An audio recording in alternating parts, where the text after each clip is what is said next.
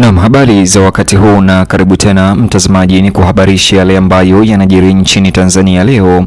Kimenuka, Mwigulu Nchemba afichua siri nzito na kutumbua jipu mbele ya John Heche msibani kwa mzee Mtei. Bonyeza alama like kisha bonyeza neno subscribe na alama ya kengele chini ya video hii kabla nikuonyeshe na nikutaarifu ripoti hizi. Hali ya kisiasa nchini Tanzania ilichochewa na kauli zisizotarajiwa zilizotolewa wakati wa mazishi ya marehemu Edwin Mtei, mwanzilishi wa chama cha upinzani cha Chadema, wakati waziri wa mambo ya ndani ya nchi Daktari Mwigulu Nchemba alipohutubia waombolezaji katika mazishi hayo kwa kauli ambazo ziligeuka kuwa kitovu cha mjadala wa kitaifa haraka. Mkutano huo wa mazishi ambao ulikusudiwa kuenzi maisha na urithi wa mzee huyo anayeheshimika, badala yake uligeuka kuwa jukwaa la mvutano wa kisiasa na vita vya kisiasa ulioakisi mgawanyiko mkubwa kote nchini. Wafuatiliaji wa tukio hilo msibani walibaini kuwa sauti ya tukio hilo ilibadilika mara baada ya Daktari Mwigulu Nchemba ambaye ni waziri mkuu wa Tanzania chini ya utawala wa Samia kuanza kuzungumza kisiasa. Wahudhuriaji wengi walishangazwa waziwazi na mwelekeo ambao ujumbe wake Mwigulu Nchemba ulichukua dhidi ya Heche. Wakati huo ulikuwa wa kushangaza kwa sababu viongozi wakuu wa upinzani akiwemo John Heche walikuwepo hapo hapo wakitazama uso kwa uso.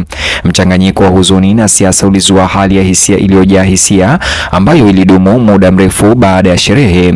Maelezo au hotuba ya Mwigulu Nchemba ililenga kile alichoeleza kuwa ni uhalisia uliojificha ndani ya mazingira ya kisiasa, akisisitiza kuwa baadhi ya tabia zimepuuzwa kwa muda mrefu na wananchi. Alizungumzia haja ya uaminifu wa uwazi, akipendekeza kuwa baadhi ya mazoea lazima yapingwe waziwazi ili taifa lisonge mbele. Sauti yake ilikuwa thabiti, kuashiria kwamba aliamini muda wa ukimya ulikuwa umepita.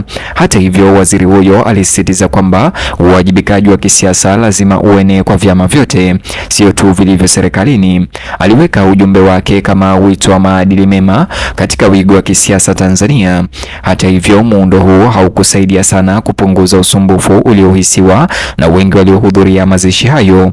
Uwepo wa John Heche, kiongozi maarufu wa Chadema, msibani uliongeza nguvu kwa sasa kwa kauli zake Nchemba, kwani maneno ya Daktari Nchemba yalitafsiriwa kuwa changamoto moja kwa moja kwa upinzani ambayo yaliweza kumlenga Heche na upinzani.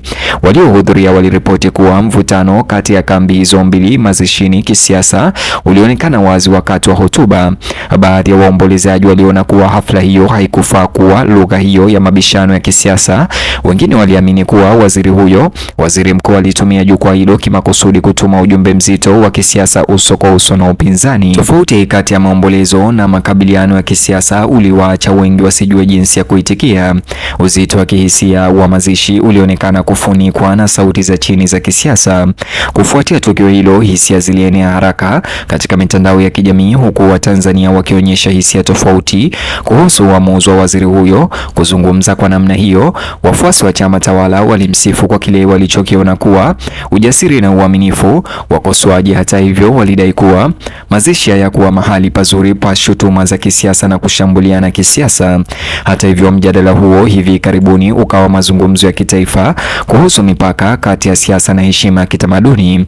Wengi walihoji iwapo matamshi kama hayo ya Mwigulu Nchemba yanaweza kuzidisha migawanyiko iliyopo, hasa katika hafla kama hiyo ya huzuni.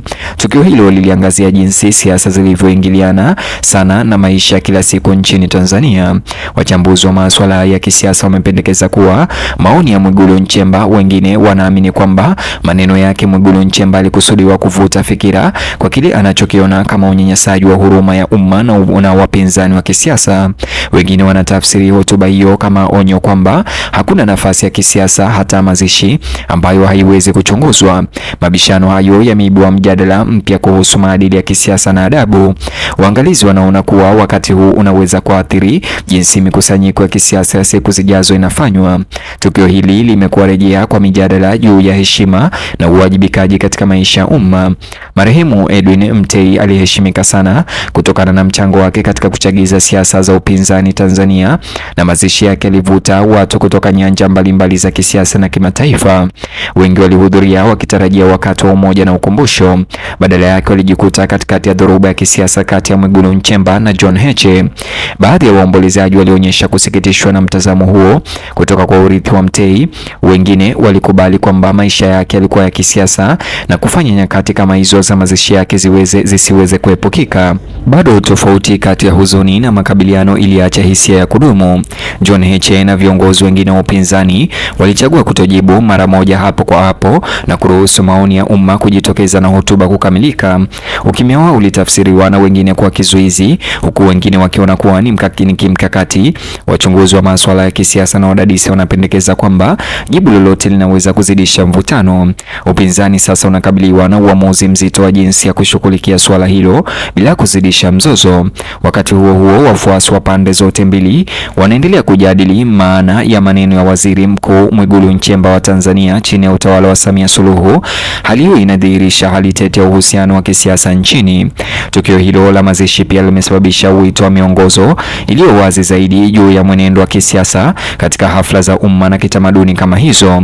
Mashirika ya kiraia wanahoji kuwa maeneo fulani yanafaa kusalia bila mizozo ya kisiasa. Wanaamini kuwa mipaka kama hiyo ni muhimu kwa kudumisha maelewano ya kijamii. Wengine wanapinga kuwa siasa haiwezi kutenganishwa na maisha ya umma, haswa wakati viongozi wa kitaifa wapo. Kutokubaliana huku kunaonyesha mivutano mipana ya kijamii kuhusu kujieleza na heshima. Mjadala huonyeshi dalili za kufifia hivi karibuni. Wafuasi wa Mwigulu Nchemba pia wanahoji kwamba ujumbe wake ulitafsiriwa vibaya na kwamba alitaka tu kukuza uwajibikaji. Wanadai kuwa kukabiliana na ukweli mgumu ni muhimu kwa ukuaji wa taifa la Tanzania. Wakosoaji wanashikilia kwamba wakati wa mpangilio haukufaa. Kila upande unaamini kuwa unatetea maadili ya taifa. Kwa hivyo mazishi yamekuwa ishara ya mapambano ya kina ya kisiasa.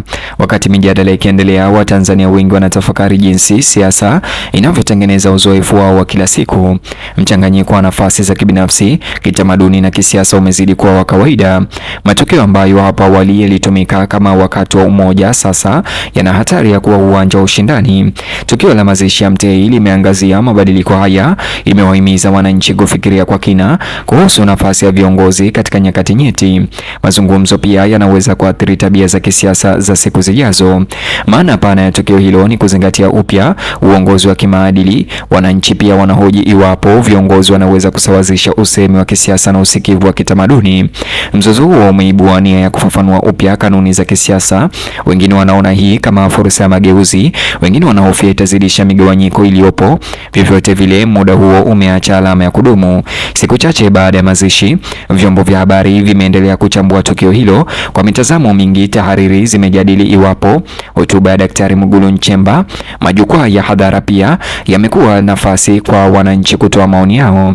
Tukio hilo la hivi jana limeunganisha watu katika mazungumzo ya kisiasa hata kama hawakubaliani. Ni hayo tu ambayo nimejaliwa na kufanikiwa kukuandalia katika habari ama video hii au ripoti hizi. Ningependa kukuachia uwanja huo wa comment ama uwanja huo wa maoni chini ya video hii, uweze kubonyeza na kuandika maoni yako kuhusiana na matamshi haya ya Mwigulu Nchemba ya kisiasa ya kushambulia upinzani, ambapo John Heche alikuwa uso kwa uso naye katika mazishi ya Mtei. Una lipi la kusema kuhusu hili? Na kuachia uwanja huo wa comment section. Vile chukua sekunde yako moja ama mbili, bonyeza alama like, kisha bonyeza neno subscribe na alama kengele chini ya video hii. Ukifanya hivyo itakuwa kama malipo yako kwetu, vile itakuwa umetusaidia kwa sana.